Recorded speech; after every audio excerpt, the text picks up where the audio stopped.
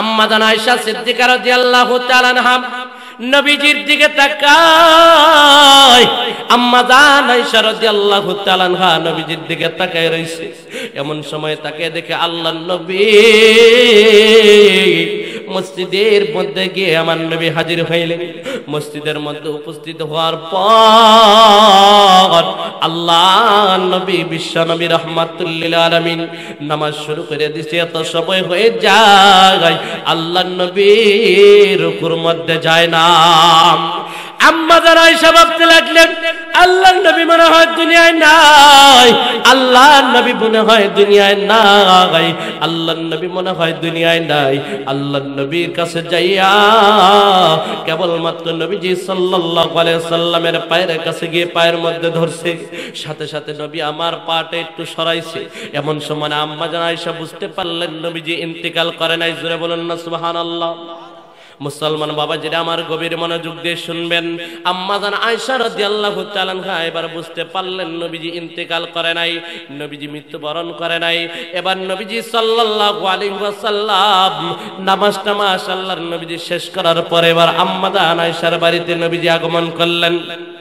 এমন সময় নবীজি ডাক দিয়ে বললেন, আয়েশা রে, তুমি নিশ্চিত ভেবেছিলাম যে আমি আমার অন্য স্ত্রীর বাড়িতে গিয়েছি। আয়েশা, না না, শোনো শোনো, আমি তো আজকে রাত্রি শবে বরাতের রাত্রি, এই জন্য বরকতপূর্ণ রাত্রিতে আমি আল্লাহর কুদরতি পায়ে সিজদা দেওয়ার জন্য আল্লাহর ঘর মসজিদে আমি হাজির হয়েছিলাম। মুসলমান বাবাজিরা আমার, আম্মা জান আয়েশা রাদিয়াল্লাহু তাআলা আনহার ঘরে নবীজির ডেট থাকা সত্ত্বেও, নবীজির সিরাল থাকা সত্ত্বেও আল্লাহর নবীজি কিন্তু তার স্ত্রীর সাথে সময় দেয় নাই, বরং আল্লাহর নবীজি সাল্লাল্লাহু আলাইহি ওয়াসাল্লাম আমার আল্লাহ রাব্বুল আলামিনের কুদরতি পায়ে সিজদা দেওয়ার জন্য আল্লাহর রাসূল সাল্লাল্লাহু আলাইহি ওয়াসাল্লাম উপস্থিত। মুসলমান বাবাজিরা, এই জন্যই বুঝাইতে চাই এটাই, শবে বরাতের রাত্রিতে এমন বরকতপূর্ণ, এমন ফজিলতপূর্ণ একটা রাত্রি আল্লাহর নবী বিশ্ব নবী সাল্লাল্লাহু আলাইহি ওয়াসাল্লাম হাদিসের মধ্যে সুন্দরভাবে জানায় দেয়। আল্লাহর নবীজি বলেন, আল্লাহ রাব্বুল আলামিন আসমানের মধ্যে এসে প্রথম আসমানে আমার আল্লাহ আয়েশা আল্লাহ রাব্বুল আলামিন ডাকতে থাকে, কে আছো আমার বান্দা? গুনাহগার আমি আল্লাহর কাছে চাও, আমি আল্লাহ রাব্বুল আলামিন তোমার সারা জিন্দেগীর গুনাহ আমি আজকে ক্ষমা করে দিব। আল্লাহ রাব্বুল আলামিন শবে বরাতের রাত্রিতে আমার আল্লাহ মাগরিবের নামাজের পর থেকে সুবহে সাদিক পর্যন্ত আল্লাহ রাব্বুল আলামিন প্রথম আসমান আয়েশা বান্দারে ডাকতে থাকে, বান্দারে কে আসো আলা মিন মুস্তাগফিরিন ফারযুকহু, কে আসো রিজিকের অভাব অনটনের মধ্যে আমি আল্লাহর কাছে চাও, আমি আল্লাহ তোমার রিজিকের অভাব অনটন দূর করে দিব। জোরে বলুন না সুবহানাল্লাহ। আল্লাহ রাব্বুল আলামিনের নবীজি বললেন, আমার আল্লাহ প্রথম আসমান আয়েশা আমার আল্লাহ এবারে ডাকতে থাকে, কে আসরে বান্দা, কে আসো বিপদগ্রস্ত, আমি আল্লাহর কাছে চাও, আমি আল্লাহ রাব্বুল আলামিন তোমাকে বড় বড় বিপদ থেকে আমি আল্লাহ হেফাজত করব, রক্ষা করব। জোরে বলেন না সুবহানাল্লাহ। এই জন্য আল্লাহর নবী বিশ্ব নবী রাহমাতুল লিল আলামিন সাহাবায়ে কেরামদেরকে লইয়া নবী আমার লম্বা সূরা দিয়ে নামাজ পড়তেন। নবীজি সাল্লাল্লাহু আলাইহি ওয়াসাল্লাম শবে বরাতের রাত্রিতে নবী আমার কবরের পাশে গিয়ে নবীজি সাল্লাল্লাহু আলাইহি ওয়াসাল্লাম কবরে জিয়ারত করতেন আর নবীজি ওয়াজারে কান্না করতেন। নবীজি সাল্লাল্লাহু আলাইহি ওয়াসাল্লাম যখন কোন গোরস্থানের পাশ দিয়ে যাইতেন আল্লাহর নবী ওয়াজারে নবীজি কান্না করতেন। সাহাবায়ে কেরাম নবীজিকে জিজ্ঞাসা করলেন, ইয়া রাসূলুল্লাহ, ইয়া হাবিবাল্লাহ, আল্লাহর নবী গো, আপনি কি জন্য এত কান্না করেন, এত কান্না কি জন্য করেন আপনি যখন কবরের পাশ দিয়ে যান? আল্লাহর নবী বিশ্ব নবী রাহমাতুল লিল আলামিন ডাক দিয়ে বললেন, ও আমার সাহাবীরা রে, শুনে নাও শুনে নাও, কবরের পাশ দিয়ে যখন যাই এই জন্যই তো আমি কান্না করি। এই কবর হচ্ছে প্রত্যেকটা মানুষের জন্য প্রথম ঘাঁটি। কথা বলেন ঠিক না বেঠিক? এই কবর যে ব্যক্তির সাথে ভালো আচরণ করবে, ভালো ব্যবহার করবে, এই কবর যে ব্যক্তির সাথে ভালো ব্যবহার করবে, ওই ব্যক্তিটা অবশ্যই আল্লাহর জান্নাতের মেহমান হইবে। কবর যার সাথে খারাপ আচরণ করবে, কবরের মধ্যে যে ব্যক্তি আযাব হইবে, ওই ব্যক্তিকে আমার আল্লাহ রাব্বুল আলামিন অবশ্যই আমার আল্লাহ জাহান্নামের মধ্যে তাকে আল্লাহ রাব্বুল আলামিন জাহান্নামের মধ্যে আযাবের ব্যবস্থা করে রেখেছেন। মুসলমান বাবা, যেটা বলতেছিলাম, শবে বরাতের রাত্রিতে নবীজি সাল্লাল্লাহু আলাইহি ওয়াসাল্লাম এইরকম ভাবে লম্বা লম্বা সূরা দিয়ে নফল নামাজ আদায় করতেন। নবীজি আল্লাহর কোরআন কারীম তেলাওয়াত করতেন। শবে বরাতের রাত্রিতে নবী আমার তিনটা আমল করতেন। আল্লাহর নবীজি নামাজ পড়তেন এবং কি কোরআন কারীম তেলাওয়াত করতেন। আল্লাহর নবীজি বিশ্ব নবী সাল্লাল্লাহু আলাইহি ওয়াসাল্লাম কবর জিয়ারত করতেন এবং কি আল্লাহ রাব্বুল আলামিনের কাছে ওয়াজারে কান্না করতেন।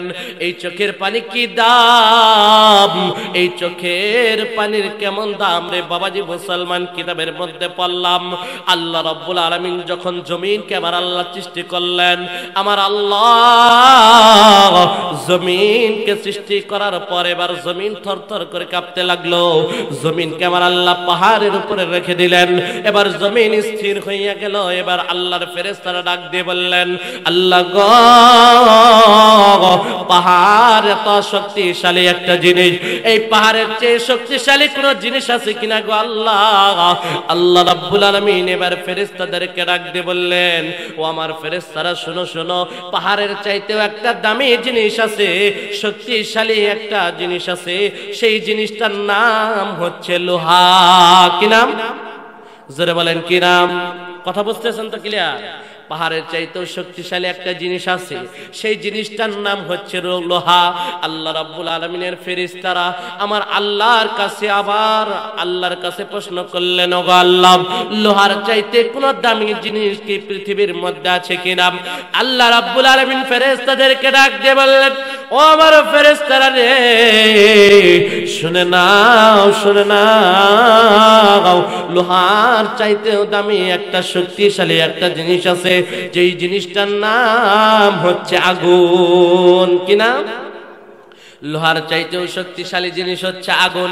তার কারণ আগুনের মধ্যে যদি লোহাও দেয়, তাহলে বলেন তো সেই লোহাটাকেও পিটাইতে পিটাইতে যেই রকম করবেন সেদিকেই যায়। কথা বলেন ঠিক না বেঠিক? যেদিকে বাগাইবেন সেদিকেই বেগে। কথা বলেন ঠিক না বেঠিক? মুসলমান বাবা, যেটা আমার আল্লাহর ফেরেশতারা আবার জিজ্ঞাসা করলেন, ওগো আল্লাহ, আগুনের চাইতে কোন শক্তিশালী জিনিস আছে কিনা? আগুনের চাইতে দামি কোন জিনিস আছে কিনা? আল্লাহ রাব্বুল আলামিন এমন সময় ডাক দিয়ে বললেন, ও আমার ফেরেশতারা শুনে নাও শুনে নাও, আগুনের চাইতেও একটা দামি জিনিস আছে, সেই জিনিসটার নাম হচ্ছে পানি। কথা বলেন ঠিক না বেঠিক? আগুনের ভিতরে যদি পানি ঢেলে দেওয়া হয় অবশ্যই কিন্তু আগুন নিভে যায়। কথা বলেন ঠিক না বেঠিক? পানি কিন্তু আগুনের চাইতেও শক্তিশালী জিনিস।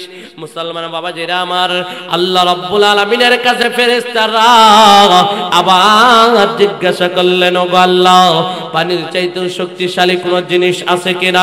আল্লাহ রাব্বুল আলামিন এবার ফেরেশতাদেরকে জানাইয়া দিলেন, ও আমার ফেরেশতারা শুনে নাও শুনে নাও, ওই পানির চাইতেও একটা শক্তিশালী জিনিস হলো, কোন মুমিন মুসলমান বান্দা যখন আল্লাহ রাব্বুল আলামিনের ঘরের জন্য, আল্লাহর দ্বীনের জন্য, ইসলামের জন্য, আল্লাহর বান্দারা যখন আল্লাহর রাস্তায় ব্যয় করে ডান হাত দিয়ে বাম হাত পর্যন্ত জানে না, এই জিনিসটা হচ্ছে সবচাইতে শক্তিশালী। জোরে বলুন আল্লাহু আকবার।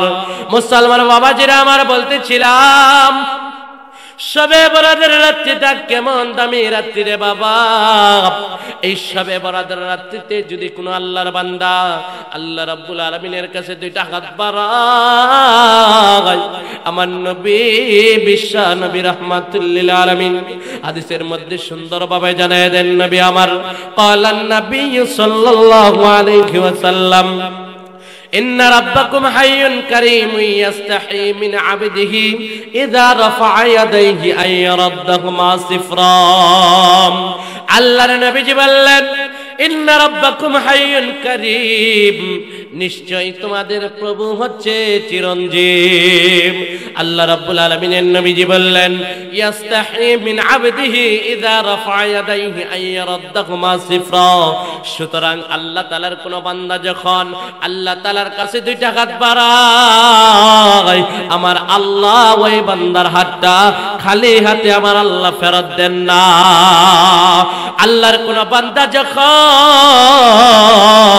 আল্লাহ তাআলার কাছে দুইটা হাত বাড়ায়, ভালো কাজের জন্য কোন জিনিস চায়, আমার আল্লাহ বলেন ওই বান্দার হাতটা আমি আল্লাহ খালি হাতে ফেরত দিতে পারি না। মুসলমান বাবাজিরা আমার, সামনে শবে বরাতের রাতে আসতেছে। আপনার আমার জিন্দেগিতে এমন কোন গুনাহ নাই যেই গুনাহ আপনি আমি করি নাই, কথা বলেন ঠিক না বেঠিক? আপনার ইচ্ছায় অনেক গুনাহ হয়েছে, অনিচ্ছায় অনেক গুনাহ হয়েছে, কিন্তু আল্লাহ রাব্বুল আলামিনের জান্নাতের দরজাগুলো আল্লাহ রাব্বুল আলামিন, আটটা জান্নাতের আটটা দরজায় আমার আল্লাহ সুন্দরভাবে উত্তম রূপে আল্লাহ রাব্বুল আলামিন ফেরেশতাদের মাধ্যমে জান্নাতকে সাফাই করার পর জান্নাতের দরজাগুলো আল্লাহ খুলে দেয়। শবে বরাতের রাত্রিতে মাগরিব নামাজের পর থেকে ফজরের পূর্ব মুহূর্ত পর্যন্ত জান্নাতের দরজা খোলা থাকে। আল্লাহ রাব্বুল আলামিন ডাক দিয়ে বলেন, জান্নাতের মধ্যে কে প্রবেশ করতে চাও, জান্নাতের মধ্যে কে অবস্থান করতে চাও, এমন কে বান্দা আছো আমার? আমি আল্লাহ রাব্বুল আলামিনের কাছে তুমি বান্দা নত হও, আমি আল্লাহর গোলামি তুমি করো, এই জান্নাতগুলো আমি আল্লাহ তোমার জন্যই প্রস্তুত করে রেখে দিলাম। আল্লাহ রাব্বুল আলামিনের কাছে বান্দা যদি যতই বান্দা গুনাহ করুক না কেন, বান্দা যদি আল্লাহর কাছে ক্ষমা চায়, আমার আল্লাহ কিন্তু বান্দার হাতটা খালি হাতে ফেরত দেন না। আল্লাহ রাব্বুল আলামিনের কাছে বান্দারা যখন চায় কোন জিনিস যখন বান্দারা আল্লাহর কাছে চায়, আমার আল্লাহ রাব্বুল আলামিন অবশ্যই বান্দাকে দুনিয়ার মধ্যে সেই জিনিস না দিলেও আখিরাতের মধ্যে আমার আল্লাহ বান্দাকে সেই জিনিস দিয়ে সন্তুষ্টি করবেন কে? মুসলমান বাবাজিরা আমার, এই জন্য বলতে চাই আমাদের জিন্দেগিতে নবীজির সুন্নতে জিন্দেগি বানাইতে হবে, আমাদের জিন্দেগিকে গুনাহ মুক্ত জিন্দেগি বানাইতে হবে। তার কারণ হলো একটাই, সামনে আমাদের মৃত্যু কিন্তু অতি নিকটে, কথা বলেন ঠিক না বেঠিক? ওই মৃত্যু কিন্তু এমন মৃত্যু যেই মৃত্যু থেকে কোনো মানুষ রেহাই পাবে না। আল্লাহ রাব্বুল আলামিন কোরআনের মধ্যে এই জন্য জানায় দিলেন, আইনামা তাকুনু ইদরিকুমুল মাউত ওয়ালাউ কুনতুম ফি বুরুজিম মুশাইয়াদা। আল্লাহ রাব্বুল আলামিন বললেন, আমার বান্দারা শোনো শোনো, কবর এবং কি মৃত্যু এমন একটা জিনিস, মৃত্যু এমন একটা জিনিস, আইনামা তাকুনু ইদরিকুমুল মাউত ওয়ালাউ কুনতুম ফি বুরুজিম মুশাইয়াদা। মৃত্যু যখন তোমার কাছে আসবে, আজরাইল যখন তোমার কাছে আসবে, কিতাবের মধ্যে আসছে, আল্লাহর কোরআনের মধ্যে আছে, তুমি বান্দা যদি লোহা এবং কি তুমি বান্দা যদি সুন্দর একটা কেল্লা অর্থাৎ সুন্দর একটা বাসা বাড়ি অথবা সুন্দর একটা ভালো একটা জিনিসের মধ্যে যদি তুমি পলায়ন করো, কাঁচের গ্লাসের ভিতরে যদি তুমি পলায়ন করো, লোহার মাধ্যমে তুমি একটা সুন্দর একটা বাড়ি বানাইছো, সেই বাড়ির ভিতরে যদি তুমি অবস্থান করো, যেই জায়গায় একটা পিঁপড়া পর্যন্ত অবস্থান করতে পারবে না, একটা পিঁপড়া পর্যন্ত যাইতে পারবে না, সেই জায়গায় কিন্তু আজরাইল সেই জায়গা থেকে তোমার জানটা কবজ করবে, কথা বলেন ঠিক না বেঠিক? এই জন্য যদি আমরা নিজেদের গুনাহগুলোকে ক্ষমা করায়া আল্লাহ রাব্বুল আলামিনের কাছে মাপ চাইয়া যদি আমরা কবরে যাইতে পারি, তাহলে কবরটাই হবে আমাদের জন্য জান্নাত, কথা বলেন ঠিক না বেঠিক? আল্লাহর নবীজি বললেন, ক্বালান নবী সাল্লাল্লাহু আলাইহি ওয়াসাল্লাম, আল কবরু রাউযাতুম মিন রিয়াজিল জান্নাহ ওয়া ইম্মা হুফরাতুম মিন হুফারিন নার। আল্লাহর নবীজি বললেন, এই কবরটা হবে কার জন্য? জান্নাতের গর্ত। ওয়া ইম্মা হুফরাতুম মিন হুফারিন নার, ওই কবরটা কার জন্য হবে? জাহান্নামের একটা গর্ত। জোরে বলেন নাউজুবিল্লাহ। মুসলমান বাবাজিরা আমার, কিতাবের মধ্যে আসছে, আল্লাহর নবী বিশ্ব নবী সাল্লাল্লাহু আলাইহি ওয়াসাল্লামের একজন সাহাবী, যে সাহাবীর নাম হচ্ছে হযরতে দাহিয়াতুল কলবি রাদিয়াল্লাহু তাআলা আনহু।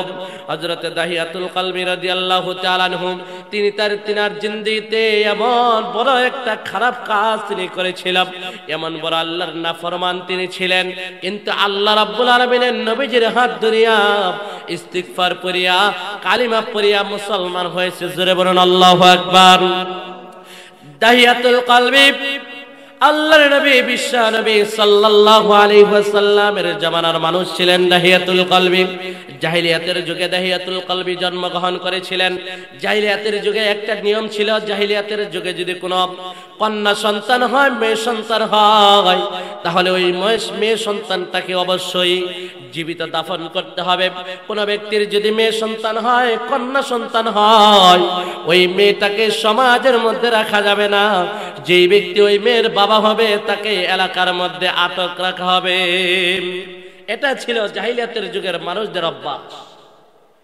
তারা এতটা নিকৃষ্ট ছিল যে একটা জীবিত মানুষকে, নিজের জীবিত মেয়েকে বাবা হয়ে হত্যা করত। জোরে বলুন নাউজুবিল্লাহ। এটা কোনো মানুষের পক্ষে সম্ভব না। কথা বলেন ঠিক না বেঠিক? যারা অমানুষ তাদের পক্ষেই সম্ভব। কথা বলেন ঠিক না বেঠিক? জাহিলিয়াতের যুগে মানুষেরা কত মূর্খ ছিল যে কন্যা সন্তানকেও তারা জীবিত দাফন করত। দাহিয়াতুল কলবির দিকে আসেন। দাহিয়াতুল কলবি প্রথমেই কিন্তু ইসলাম গ্রহণ করে নাই। দাহিয়াতুল কলবি তিনার একটা কন্যা সন্তান হয়েছে। দাহিয়াতুল কলবি, দাহিয়াতুল কলবির কন্যা সন্তান হয়েছে। কন্যা সন্তান হওয়ার পূর্বে দাহিয়াতুল কলবি একজন বিশিষ্ট ব্যবসায়ী ছিলেন।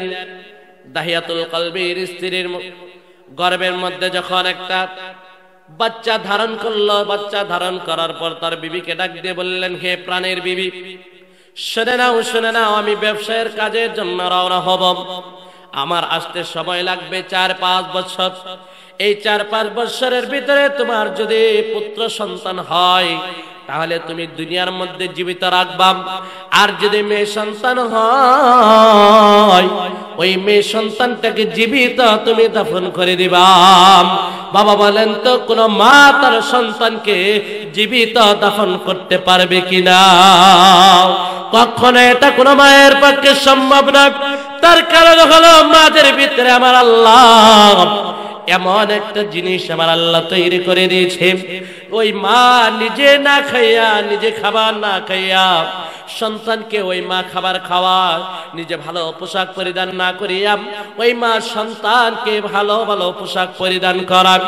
মুসলমান বাবারা, মাদের ভিতরে আমার আল্লাহ এমন একটা মায়া, এমন একটা মহাব্বত আল্লাহ তৈরি করে দিয়েছেন। কথা সংক্ষেপে বলতেছে ঘটনা। মুসলমান বাবাজিরা, এবার দাহিয়াতুল কলবি রাদিয়াল্লাহু তাআলা আনহু তিনি যখন ইসলাম গ্রহণ করেন, তার বিবিকে বললেন যে যদি ছেলে সন্তান হয় জীবিত রাখবা, মেয়ে সন্তান হলে মাটির মধ্যে দাফন করে দেবা। মা এটা কেমন করে পারে? মা তো এটা কখনোই পারে না। এবার সন্তানটা দুনিয়ার মধ্যে জন্মগ্রহণ করল। জন্মগ্রহণ করার পর সন্তানটা, মেয়ে সন্তানটা আস্তে আস্তে বড় হতে লাগলো। ওই মেয়ে সন্তানের চেহারা খুবই সুন্দর, চোখগুলা বড় বড়, সুন্দর চেহারা, বড় বড় চোখ, সুন্দর ভাবে মাকে মা বলে ডাকে। আর মাকে মাঝে মাঝে ডাক দিয়ে বললেন, আম্মা জান, দুনিয়ার মধ্যে আমি জন্মগ্রহণ, কিন্তু আজ পর্যন্ত আমার বাবাকে এটা কিন্তু আমি জানতে পারি নাই। আমার মনে চায় আমার বাবার সাথে আমি যদি একটু সময় কাটাইতাম, আমার অনেক ভালো লাগতো। বাবা মুসলমান, মেয়ে সন্তানটা কিন্তু বাবা ভক্ত হয়। কথা বলেন ঠিক না ঠিক?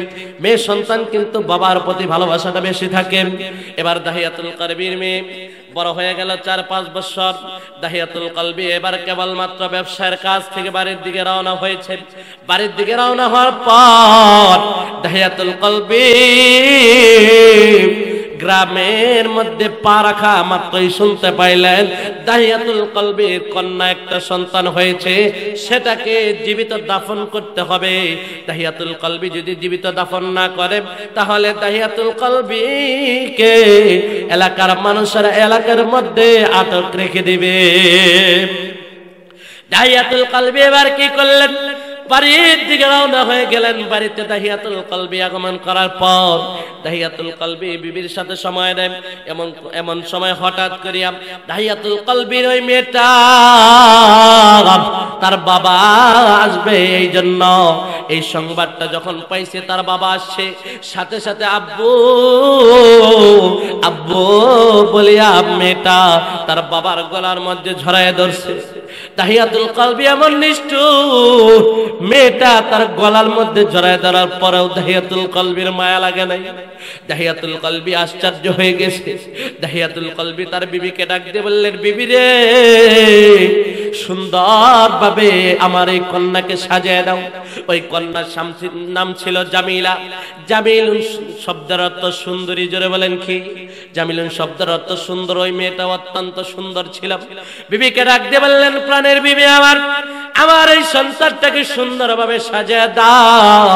আমার মেয়ে লইয়া আমি বিভিন্ন জায়গায় সফর করব, আমি এলাকা দিয়ে ঘোরাঘুরি করব আমার মেয়েকে নিয়ে। তার বিবির কাছেও বলে নাই তার কন্যাকে সে হত্যা করবে। এবার মেয়েটাকে মা যখন সুন্দরভাবে সাজিয়ে দিছে, বাবার সঙ্গে যাইবে, এই জন্য এবার বাবাটা দাহিয়াতুল কলবি ওই জামিলাকে লইয়া একটা জঙ্গলের দিকে রওনা হয়ে গেছে। মেয়েটা তখন পর্যন্ত বুঝতে পারে নাই। জঙ্গলের মাঝখানে যাইয়া ওই জামিলা তার পিতার মুখের দিকে তাকায়। এবার দাহিয়াতুল কলবি জঙ্গলের মাঝখানে যাইয়া মাটি খনন করতে শুরু করে দিলাম। মাটি খনন করতে শুরু করে দেওয়ার পর জামিলা তার বাবাকে ডাক দিয়ে বললেন, আব্বা জান, কি জন্য আপনি মাটিগুলো খনন করেন এটা আমি জানতে চাই। কি জন্য আপনি মাটি খনন করতেছেন এর রহস্য বুঝতে পারলাম না। আপনি বললেন আমাকে লইয়া ঘোরাঘুরি করবেন, আবার আপনি মাটি খনন করতেছেন। দাহিয়াতুল কলবি কথা বলে না। দাহিয়াতুল কলবি মাটি কাটার সময় তার দাড়ির মধ্যে, দাহিয়াতুল কলবির দাড়ির মধ্যে মাটি ভরে, জামার মধ্যে মাটি ভরে, এই জন্য মেয়েটা পুষে দেয়। এবার মেয়েটাকে ডাক দিয়ে বললেন, হে মা, তুমি একটু ওদিকে যাও, আমি ভালোভাবে খনন করি, তারপরে বুঝতে পারবা কি করব। এবার গর্ত যখন খনন করা শেষ হলো, গর্ত খনন করা শেষ করার পর, গর্তটা শেষ করার পর সুন্দরভাবে গর্ত করলো বড় করিয়া। গর্ত শেষ করার পরে জামিলাকে ডাক দিয়ে বললেন, মা এদিকে আসো। কেবলমাত্র জামিলা ওই গর্তের পাড়ের মধ্যে দাঁড়াইছে, গর্তের কাছে দাঁড়াইছে, অমনি ভাবে নিষ্ঠুর বাবা তার মেয়েকে ধাক্কা দিয়ে গর্তের মধ্যে ফেলে দিয়েছে। জোরে বলেন নাউজুবিল্লাহ। দাহিয়াতুল কলবি তার মেয়েকে গর্তের মধ্যে ফেলে দেওয়ার পর দাহিয়াতুল কলবির মেয়ে ডাক দিয়ে বলে মাটির ভিতর থেকে, ওই গর্তের ভিতর থেকে ডাক দিয়ে বলেন, আব্বা জান, কি জন্য আপনি আমাকে মাটির মধ্যে ফেলে দিলেন? আমি আর রহস্য বুঝতে পারলাম না। বাবা গো, আপনি আমাকে মাইরেন না, আপনি আমাকে মাইরেন না। আমি এমন একটা দেশে চলে যাব, আপনাকে বাবা বাবা বলে ডাকবো না। আপনার যদি আমার পরিচয় দিতে সমস্যা হয়, এমন একটা দেশে চলে যাব, আমি যে আপনার মেয়ে পরিচয়টা আমি দিব না। এবার সেই কথাও নিষ্ঠুর দাহিয়াতুল কলবি শুনলেন না। না শুনিয়া দাহিয়াতুল কলবি মাটি দিয়ে তার মেয়েকে দাফন করে দিলেন। তার মেয়েটা মাটির মধ্যে ইন্তেকাল করল। এমন সময় দাহিয়াতুল কলবি বাড়িতে আসলেন। বাড়িতে আসার পর দাহিয়াতুল কলবির বিবি ডাক দিয়ে বললেন, স্বামী গো, আমার মেয়েটা যে তুমি নিয়ে গেলা, সে মেয়েটা কোথায় রেখে আসলা? ডাক দিয়ে বললেন, হে প্রাণের বিবি, একটা কথা একবার বলছো আর দ্বিতীয়বার বইল না। তুমি একবার বলছো, এই পর্যন্তই তুমি স্টপ রাখো। আমি কিন্তু তোমাকে বলেছিলাম যদি মেয়ে সন্তান হয় তাকে দুনিয়ার মধ্যে জীবিত কবর দিবা।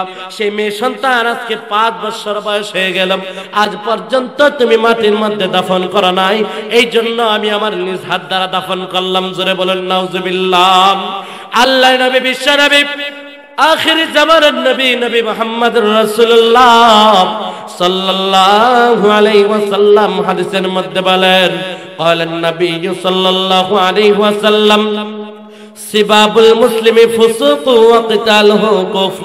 আল্লাহর নবীজি বললেন, কোন ব্যক্তি যদি কোনো মানুষকে বিনা অপরাধে হত্যা করে এটা হচ্ছে কুফরি গুনাহ, আর কোন ব্যক্তি যদি কোনো গালি দেয় কোন ব্যক্তিকে বিনা অপরাধে এটাও মহাবড় একটা পাপ। তাহলে দাহিয়াতুল কলবি কিন্তু কুফরি গুনাহ করলাম। দাহিয়াতুল কলবি কুফরি করার পর রাত্রিবেলায় দাহিয়াতুল কলবি ঘুমায়, কিন্তু তার দিলের মধ্যে একটা ওয়াসওয়াসা, আমি যে আমার জীবিত মেয়েকে দাফন করে ফেললাম, আল্লাহ রাব্বুল আলামিন তো অবশ্যই কিয়ামতের ময়দানে এর হিসাব আমার থেকে নিবে। কথা বলেন ঠিক না ঠিক? জীবিত সন্তানকে দাফন করলেন, এর হিসাব আল্লাহর কাছে দিতে হবে। তার কারণ কন্যা সন্তান তো ফ্যামিলির জন্য, সংসারের জন্য, পরিবারের জন্য কন্যা সন্তান হচ্ছে একটা রহমত। আল্লাহর নবীজি হযরত ফাতেমা রাদিয়াল্লাহু তাআলা আনহাকে অনেক ভালোবেসেছেন, অনেক মহব্বত করেছেন, মেয়ে হিসেবে অনেক সম্মান তিনি করেছেন। দাহিয়াতুল কলবি এবার বুঝতে পারলেন, আমি যে কাজটা করেছি এই কাজটা জঘন্যতম একটা কাজ, এই কাজটা জঘন্যতম একটা কাজ, এর জন্য আল্লাহর কাছে আমার জবাবদিহি করতে হবে। দাহিয়াতুল কলবি বিভিন্ন কিছু ভাবিয়া সাথে সাথে আমার নবীর দরবারে যায়। আল্লাহর নবীকে ডাক দিয়ে বললেন, ইয়া রাসূলুল্লাহ, ইয়া হাবিবাল্লাহ, নবী গো, আমি তো আমার জিন্দেগিতে এমন একটা গুনাহ করেছি যেই গুনাহ মনে হয় আমার আল্লাহ ক্ষমা করবে না, আল্লাহ মনে হয় আমার গুনাহ ক্ষমা করবে না। আল্লাহর নবী যায় ডাক দিয়ে বললেন, দাহিয়াতুল কলবি রে, এমন কি গুনাহ তুমি করেছো যে গুনাহ আল্লাহ ক্ষমা করবে না? দাহিয়াতুল কলবি চোখের পানি ছেড়ে আর বলে, ইয়া রাসূলুল্লাহ, ইয়া হাবিবাল্লাহ, নবী গো, আমি তো আমার জীবিত কন্যাকে আমি দাফন করে দিয়েছি, জীবিত। আল্লাহর নবী বিশ্ব নবী রাহমাতুল লিল আলামিন এই কথা শোনার পর নবী আবার তার দুইটা চক্ষু দিয়ে পানি ঝরে। আল্লাহর নবী বললেন, দাহিয়া রে, তুমি একটা বাবা হয়ে কি জন্য তোমার মেয়েকে তুমি জীবিত হত্যা করলা? তুমি একটা বাবা হয়ে কি তুমি এটা পারলা কিনা? তোমার মেয়েকে হত্যা করার জন্য তুমি কি পারলা কিনা? আল্লাহর নবীর হাত ধরে দাহিয়াতুল কলবি আল্লাহর নবীকে বললেন, ইয়া রাসূলুল্লাহ, ইয়া হাবিবাল্লাহ, যেমনি বাবাই হোক নবীজি, আপনি আমাকে ক্ষমার জন্য ব্যবস্থা করে দিন। আল্লাহর নবী বিশ্ব নবী রাহমাতুল লিল আলামিন সাথে সাথে দাহিয়াতুল কলবিকে আল্লাহর নবীর জবান দ্বারা ইস্তিগফার পড়ায় দিলেন, সাথে সাথে ইলহামের মাধ্যমে আল্লাহ জানায় দিলেন, নিষ্ঠুর দাহিয়াকেও আমি আল্লাহ চিরতরে ক্ষমা করে দিলাম। জোরে বলেন না সুবহানাল্লাহ। একটু জিকির করে লা ইলাহা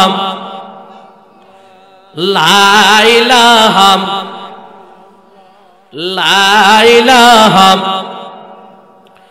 লা ইলাহা লা ইলাহা ইল্লাল্লাহু মুহাম্মাদুর রাসূলুল্লাহ। সকলে পড়িনি সাল্লাল্লাহু আলাইহি ওয়াসাল্লাম। মুসলমান ভাইরা আমার গভীর মনোযোগ দিয়ে শুনবেন। তাহলে এই পূর্বে কিন্তু একটা কথা বলেছিলাম, আগুনের চাইতে, পানির চাইতে, লোহার চাইতে সর্বশ্রেষ্ঠ দামি একটা জিনিস আছে, যেই জিনিসটা বান্দা যদি দুনিয়া থেকে চিরবিদায় নেয়, মুসলমান মানুষগুলা দুনিয়া ইন্তেকাল করার পরেও ওই মানুষের কবরে শুয়াও ওই মানুষগুলা সেই সমস্ত জিনিসের বদলাগুলো কবরের মধ্যেও পাইতে থাকে। সেই জিনিসটার নাম আপনারা শুনবেন কি নাম? সেই জিনিসটা হচ্ছে এটা, কোনো বান্দা যদি, আল্লাহর বান্দা যদি ডান হাত দ্বারা দান করে, বাম হাত জানে না। আল্লাহর কোন বান্দা যদি ডান হাত দ্বারা দান করে, তার বাম হাত জানে না। আল্লাহর নবী হাদিসের মধ্যে বলেন, ক্বালান নবী সাল্লাল্লাহু আলাইহি ওয়াসাল্লাম, আস-সাখিয়ু হাবিবুল্লাহ, দানশীল ব্যক্তি হচ্ছে আল্লাহর বন্ধু। বাবা মুসলমান,